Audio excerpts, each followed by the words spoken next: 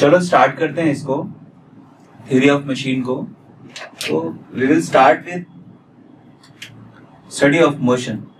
Mechanics का वो part जिसमें आप मोशन की स्टडी करते हैं, we will start with that.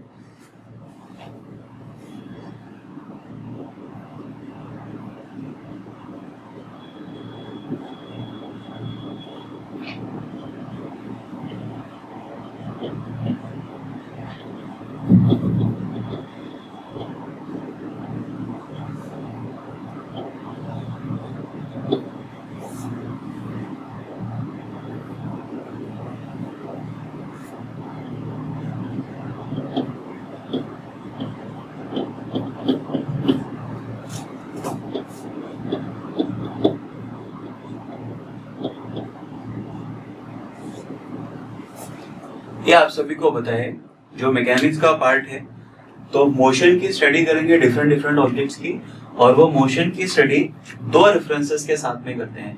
या तो फोर्स को एनालाइज करेंगे या फोर्स को एनालाइज नहीं करेंगे।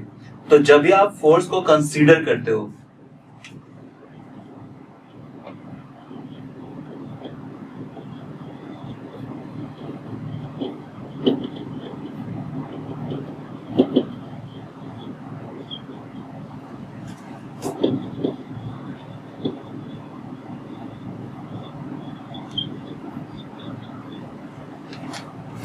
तो ये दो चीजें हैं, या तो आप फोर्स को कंसीडर नहीं करोगे या आप फोर्स को कंसीडर करोगे।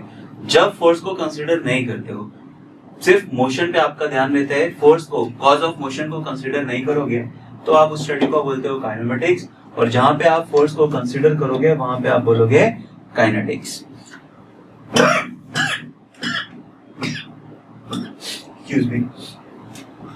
अब अगर फोर्स को कंसीडर नहीं कर रहे हो तो पक्का है वो काइनेमेटिक्स है। और काइनेमेटिक्स में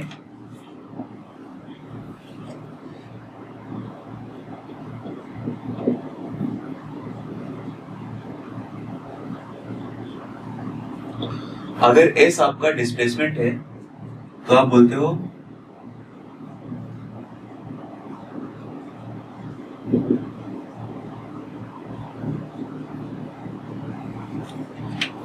velocity v is equals to ds by dt, time rate of change of displacement. Velocity v is equals to ds by dt, time rate of change of displacement. और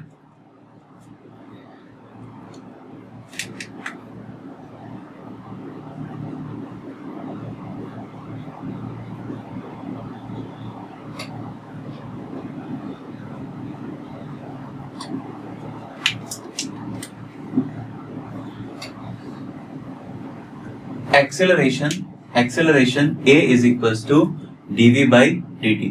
ये आपकी वेलोसिटी है, ये आपका acceleration है। यहां तक हम लोगों ने अभी तक के पढ़ रखा है। बट एक और चीज है जो इम्पोर्टेंट है, ये एक्सेलरेशन जरूरी तो नहीं है ना कि आपका कांस्टेंट रहे। हम लोगों ने केसेस देख रखे हैं ऐसे पहले भी अलग अलग सब्जेक्ट में। क्वेश्चंस कांस्टेंट एक्सेलरेशन के हो सकते हैं और वेरिएबल एक्सेलरेशन के हो सकते हैं। तो इन केस आपका वेरिएबल, अगर एक्सेलरेशन आपका वेरिएबल है, तो फिर एक और टर्म आता है आपका जिसको आप बोलते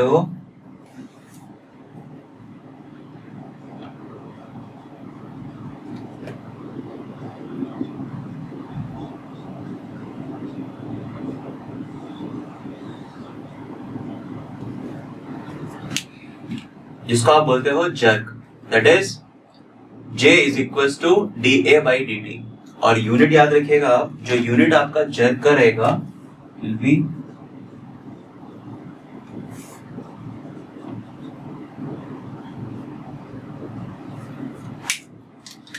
velocity is metre per second, acceleration is metre per second square and jerk is metre per second cube.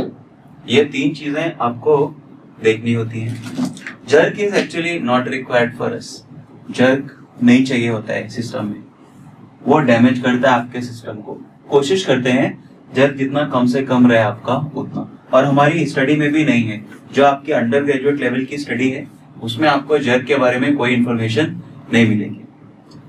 Physical meaning is nothing but jerk आपको बताया ना, एक्सेलरेशन अगर आपका वेरिएबल है, एक्सेलरेशन अगर आपका चेंज हो रहा है, तो उसको आप क्या बोलते हो, उसको आप जर्क बोलते हो।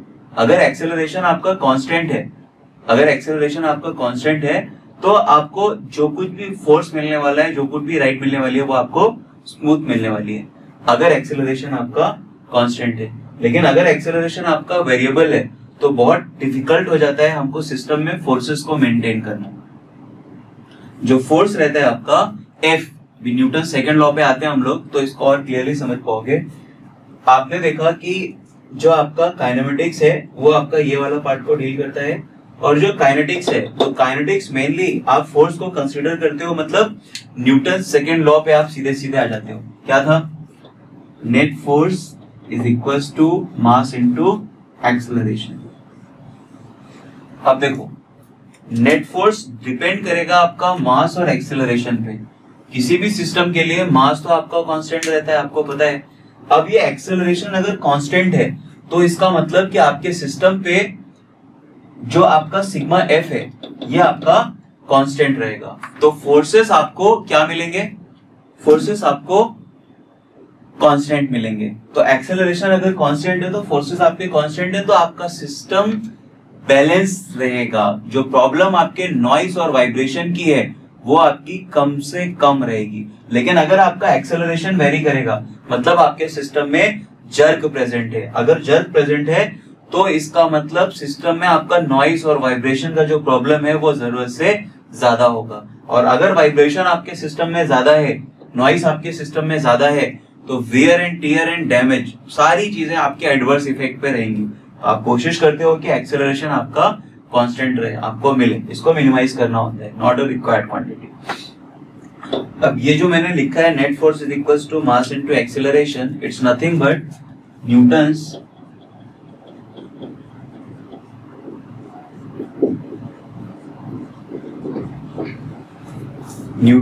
Second law for translation.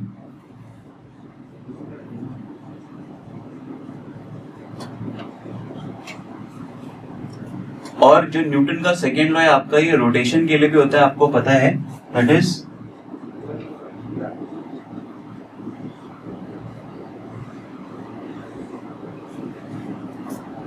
Net movement is equals to I into alpha. और इसमें भी देखो आपका एंगुलर एक्सेलरेशन है, A is linear acceleration and alpha is your angular acceleration, ये दोनों आपके प्रेजेंट रहते हैं। तो अगर ये दोनों को आप इनकॉर्पोरेट करते हो, देखो सिग्मा एफ और सिग्मा एम कुछ नहीं, मोमेंट जो है आपका ये फोर्स से ही आता है, बिना फोर्स के तो मोमेंट नहीं होगा। तो पक्का है कि net force is equals to mass into acceleration, या फिर sigma M net moment is equals to moment of inertia times angular acceleration.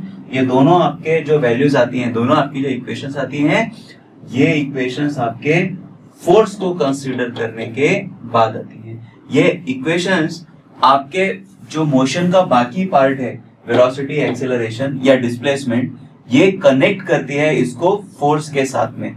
तो इस एक्सेलरेशन का या वेलोसिटी का या डिस्प्लेसमेंट का जो कॉज रहा होगा, आप सभी को पता है कि फोर्स के बिना तो बॉडी डिस्प्लेस कर नहीं सकती, कुछ ना कुछ फोर्स रहा होगा उस पे। तो फोर्स को जो रिलेट करा जाता है वो न्यूटन सेकंड लॉ से, और ये हम स्टडी करते हैं पूरा काइनेटिक्स में। और इसी काइनेटिक्स को कभी कभी डायनामिक्स भी बोल देते हैं। कुछ बुक्स में आपका क्लासिफिकेशन काइनेमेटिक्स फोर्स को एनालाइज नहीं कर रहे हैं, डायनामिक्स फोर्स को एनालाइज कर रहे हैं, बट करेक्ट क्लासिफिकेशन डायनामिक्स के दो पार्ट हैं, काइनेमेटिक्स और काइनेटिक्स। एक में फोर्स नहीं कंसीडर करेंगे, एक में फोर्स आप कंसीडर करेंगे। तो हम लोग जो करने वाले हैं आपका इस सब्जेक्ट में थ्योरी ऑफ मशीन, तो थ्योरी ऑफ मशीन में हम लोग स्टडी करने वाले हैं मशीन्स की विद रिस्पेक्ट टू दिस। एक जगह पे सिर्फ मोशन एनालिसिस होगा, फोर्स एनालिसिस नहीं करेंगे। जब मोशन एनालिसिस हो जाएगा उसके बाद में हम लोग पहुंचेंगे फोर्स एनालिसिस पे, जहां पे मोशन को इनकॉर्पोरेट करेंगे फोर्स के साथ में, फोर्स भी पढ़ेंगे और मोशन भी, जहां तक पॉसिबल होता है। तो अभी इसको स्टार्ट करना है अगर, तो हमें कुछ बेसिक टर्म्स चाहिए, मतलब कहीं से तो स्टार्ट करना पड़ेगा ना। तो जो टर्मिनोलॉजी यूज करते हैं हमें वहां से स्टार्ट करना पड़ेगा। और स्टार्ट करते हैं तो आप पहले हेडिंग डालिए, इसके बाद इसको नोट करिए and then put heading basic terminologies. Basic terminologies,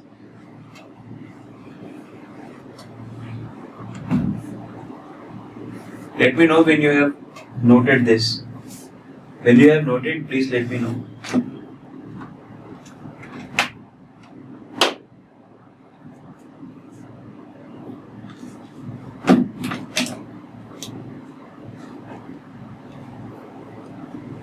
Okay.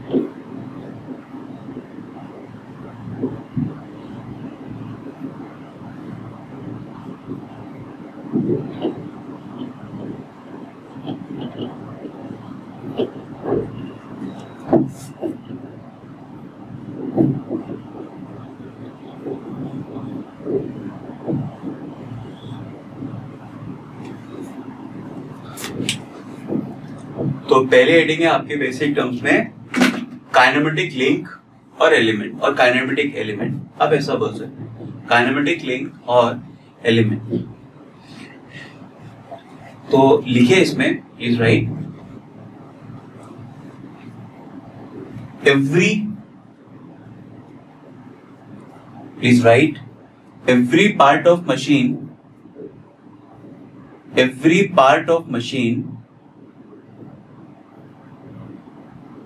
every part of machine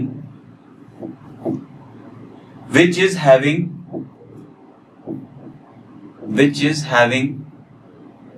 every part of machine which is having the relative motion every part of machine which is having the relative motion with respect to which is having the relative motion with respect to some other parts with respect to some other parts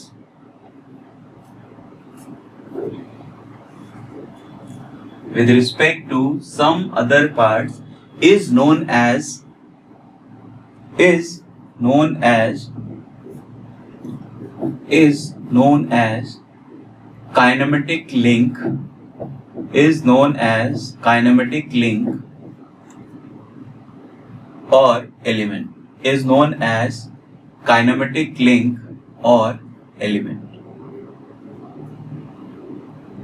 kinematic link or element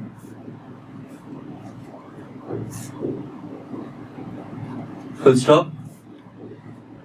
लिखिए इसी line में आगे for a body to be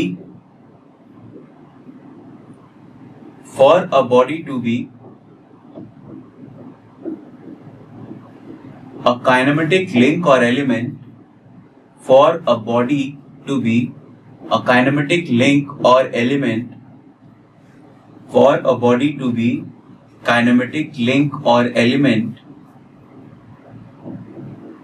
it must be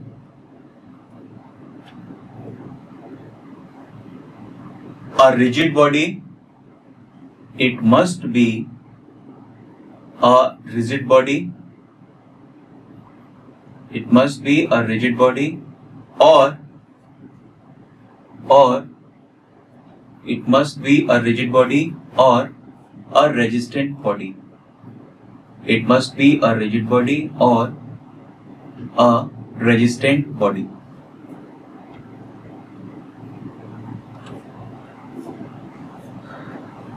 तो body जो है आपकी link तभी हो सकती है, ये आपकी बॉडी अगर रिजिड बॉडी हो या फिर रेजिस्टेंट बॉडी हो. अब आपको लगता है रिजिड बॉडी क्या है? रिजिड बॉडी आपको पता है, मैकेनिक्स के टाइम पे आप सभी को बोला गया था कि रिजिड बॉडी वो बॉडी कि कितना भी फोर्स लगा लो, किधर से भी लगा लो, कितने नंबर ऑफ फोर्स लगा लो, कोई भी दो पार्ट्स के बीच में कभी भी डिस्टेंस चेंज नहीं होगी। मतलब rigid body will never deform under any force, any number of force, any amount of force, कुछ भी लगा लो रिजिड बॉडी कभी डिफॉर्म नहीं करेगी। Imaginary concept. But actual practice में बॉडी रिजिड तो हो नहीं सकती है, कोई भी बॉडी इम्पॉसिबल है, आपकी बॉडी एग्जिस्ट ही नहीं करती जो आपकी परफेक्टली रिजिड हो। तो आप क्या करेंगे, रिजिड बॉडी तो है नहीं, तो कॉन्सेप्ट आपका इंट्रोड्यूस होता है रेजिस्टेंट बॉडी का। जो कॉन्सेप्ट आपका रेजिस्टेंट बॉडी का है वो यहाँ पे आता है, ठीक है। तो एक स्टार लगाओ और उसके साथ में लिख लो हेडिंग रेजिस्टेंट बॉडी। मैं आपको यहीं पे बता दे रहा हूँ क्योंकि डेफिनेशन में यूज कर रहे हैं ना हम लोग, तो आपको पता होना चाहिए ये भी। तो स्टार लगाओ और वहीं पे लिख लो resistant body, resistant body.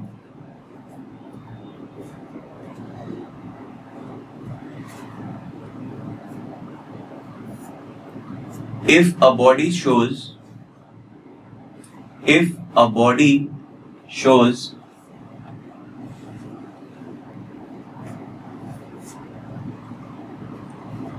very less deformation, if a body shows very less deformation when acted upon by forces. If a body shows very less deformation when acted upon by forces,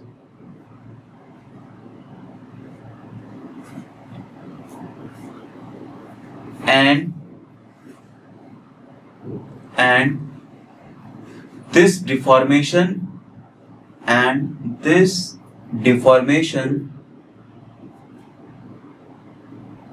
is not going to affect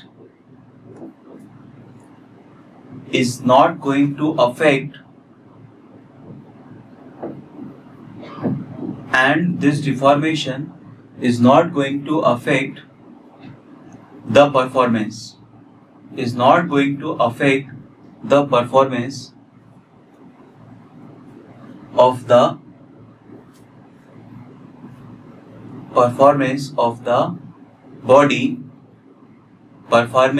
the body if used in any system, if used in any system, if used in any system,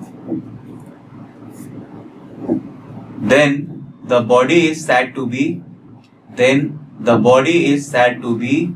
a resistant body.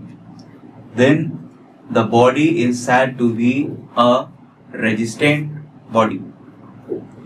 Then the body is said to be a resistant body. Full stop. अब इसका मतलब समझो जो आपने लिखा है, अगर कोई बॉडी इस तरह की है कि आपने फोर्स लगाए खूब सारे और उसमें डिफॉर्मेशन तो होगा ही होगा, बट वो आपका बहुत कम है। Normally it is microscopic. आपको बेयर आइज से आप खाली ऐसे देखोगे बिना माइक्रोस्कोप के तो आपको कुछ भी नहीं दिखाई देगा, लेकिन जब आप माइक्रोस्कोपिक इनलार्ज पिक्चर देखोगे आपके ऑब्जेक्ट का, आपकी बॉडी का, तो वहां पे आपको थोड़ा सा डिफॉर्मेशन दिखाई देगा।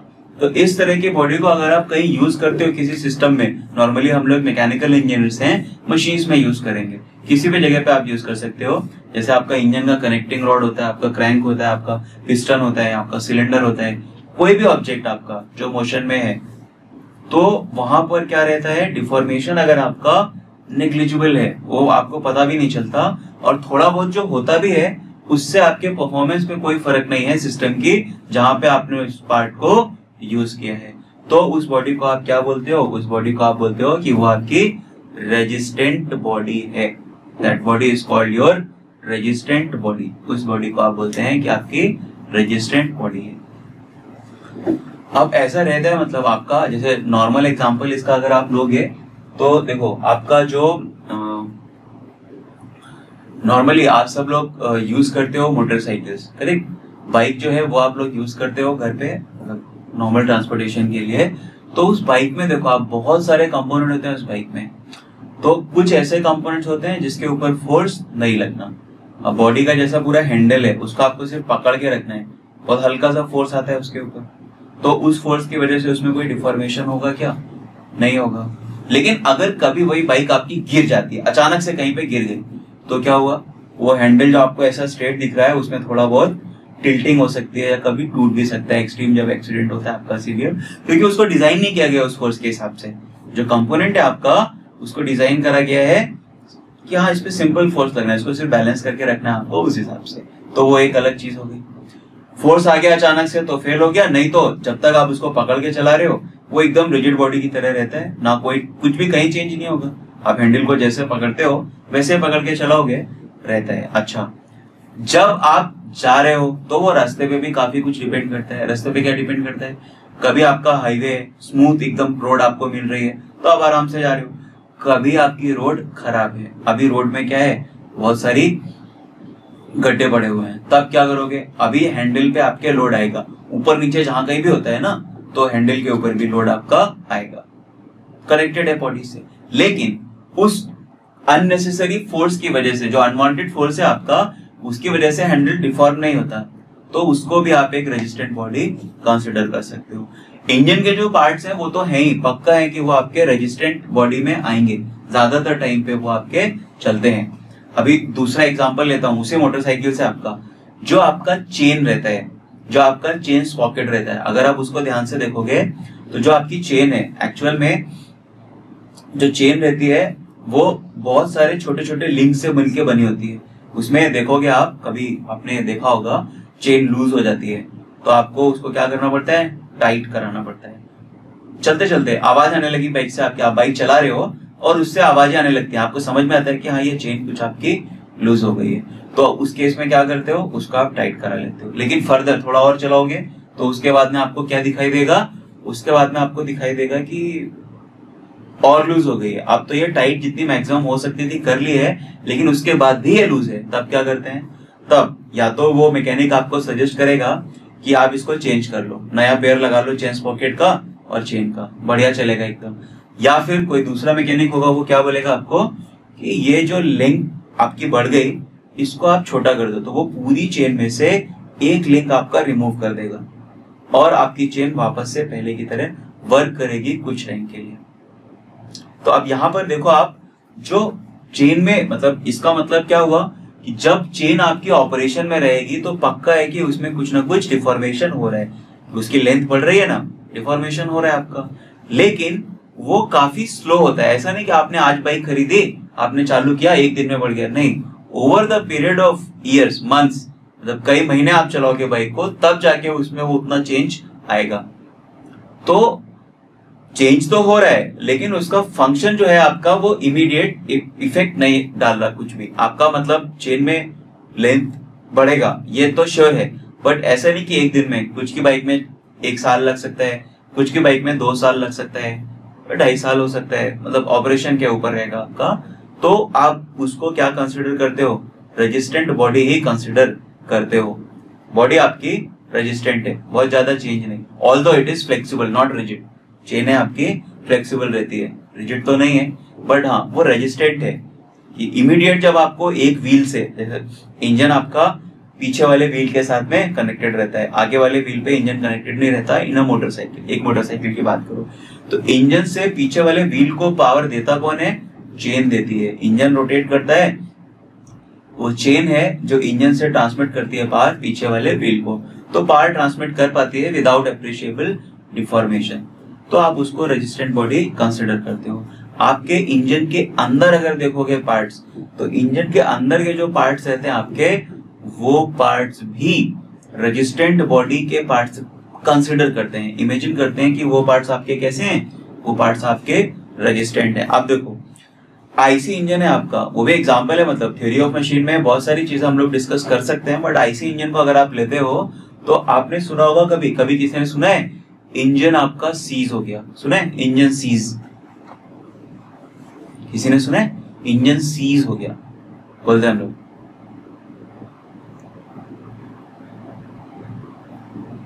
हाँ, इंजन सीज। तो देखो इंजन सीज का मतलब क्या होता है, जो आपका, अगर आपने नहीं सुना है तो गूगल करके देखना इंजन आपका सीज कैसे होता है। जो आपका होता है पिस्टन मूव नहीं कर पाता, देखो रीजन क्या होता है, जो आईसी इंजन बना है आपका वो इस हिसाब से बना है, ये सिलेंडर है आपका और इस सिलेंडर के अंदर पिस्टन को मूव करना है, तो ये कब कर सकता है? जब पिस्टन का डायमीटर सिलेंडर के डायमीटर से थोड़ा कम हो। पिस्टन का डायमीटर सिलेंडर के डायमीटर से थोड़ा कम हो, माइन्यूट क्लियरेंस रखते हैं वहां पे, तभी ये मूव कर पाता है। और ऐसा भी नहीं कि बहुत ज्यादा कम कर दिया आपने, अरे बहुत ज्यादा कम कर दिया तो अब तो फिर वो गैसेस जो फ्यूल केमिकल आपका बर्न होगा उसकी एनर्जी तो ऐसे ही निकल जाएगी बाहर, आपको पावर कहाँ मिलेगा? तो ये बहुत ही एग्जैक्ट कैलकुलेशन आप रख करके बनाते हो। लेकिन क्या होता है, टाइम के साथ साथ अब अगर आपने ध्यान नहीं दिया, जैसे आपका इंजन जो है उसकी कूलिंग आपने प्रॉपर नहीं करी या इंजन ऑयल को आपने चेंज नहीं करा, इंजन ऑयल अपने फंक्शन को खो रहा है, तो क्या होता है, तो फिर जो सिलेंडर का टेम्परेचर है वो आपका बढ़ जाता है। अब सिलेंडर का टेम्परेचर बढ़ने से जो आपका पिस्टन है उसका टेम्परेचर भी बढ़ेगा, डायरेक्ट कांटेक्ट में कूलिंग प्रॉपर हो नहीं रही, तो क्या होगा, पिस्टन का डायमीटर अगर बढ़ गया तो सिलेंडर और पिस्टन के बीच में क्लियरेंस बचा नहीं अब, तो क्या होगा, सीज हो जाएगा, मूव ही नहीं कर पाएगा क्योंकि वो डायमेंशन बराबर हो गया ना।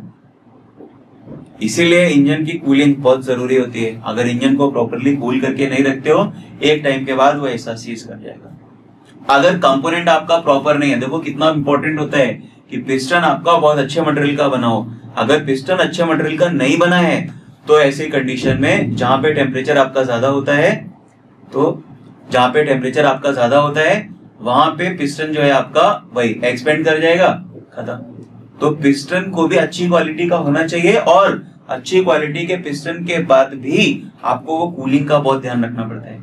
अगर आप रखोगे तो उसकी लाइफ अच्छे से चलेगी, अगर नहीं लगते हो तो फिर क्या है कि वो जैसे होता है ना, कुछ बाइक का इंजन आप बोलते हो खराब हो गया, इंजन बैठ गया, engine needs to be repair. तो ये सब चीजें तभी पिक्चर में आती हैं जब आप ध्यान नहीं रखते हो।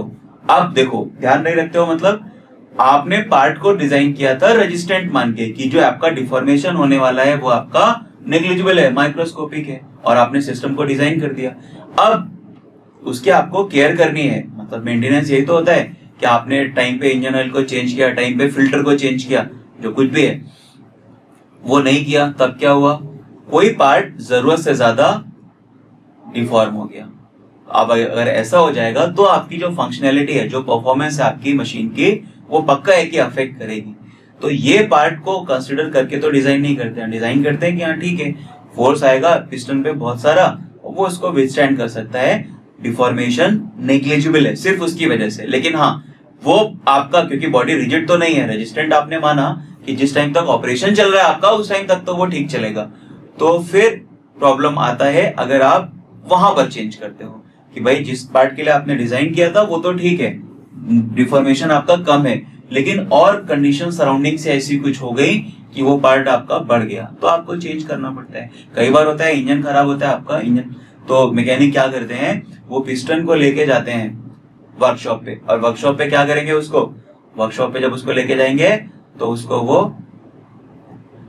ऊपर से लेथ पे हटाते हैं, पिस्टन के ऊपर से। अच्छा, लेकिन वो उतना ज्यादा इफेक्ट नहीं करता है। दूसरा क्या किया जा सकता है, वो सिलेंडर को लेके जाते हैं और सिलेंडर को अंदर से मटेरियल को रिमूव करते हैं। मतलब पिस्टन आपका बढ़ गया तो इसका मतलब दो चीजें कर सकते हो, या तो पिस्टन के साइज को कम कर दो या सिलेंडर के डायमीटर को बढ़ा दो। सिलेंडर का जो बोर डायमीटर होता है उसको भी तो बढ़ाया जा सकता है ना, बोरिंग की जा सकती है। तो मैकेनिक इन दो में से वो देखते हैं क्या चीज फिजिबल है, पॉसिबल है अच्छे से, तो वो वही काम करते हैं। तो नॉर्मली पिस्टन को टच नहीं करते हैं, हाँ सिलेंडर का जो बोर डायमीटर होता है वो उसको बढ़ा देते हैं। उससे क्या होता है, वो वापस से आपका काम करने लगता है अगर फिट करते हैं मैकेनिक जैसा।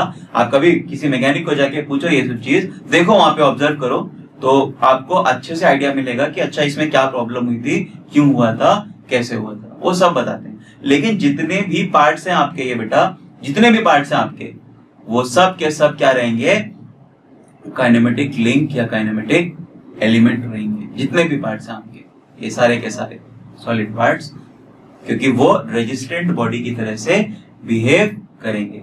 रेजिस्टेंट बॉडी रिजिड बॉडी तो नहीं होती है, क्योंकि रेजिस्टेंट बॉडी में डिफॉर्मेशन होता है, लेकिन इमीडिएट डिफॉर्मेशन फोर्स अप्लाई करने पे बहुत कम होता है, माइक्रोस्कोपिक लेवल का, जो आपको बेयर आई से देखने को नहीं मिलता।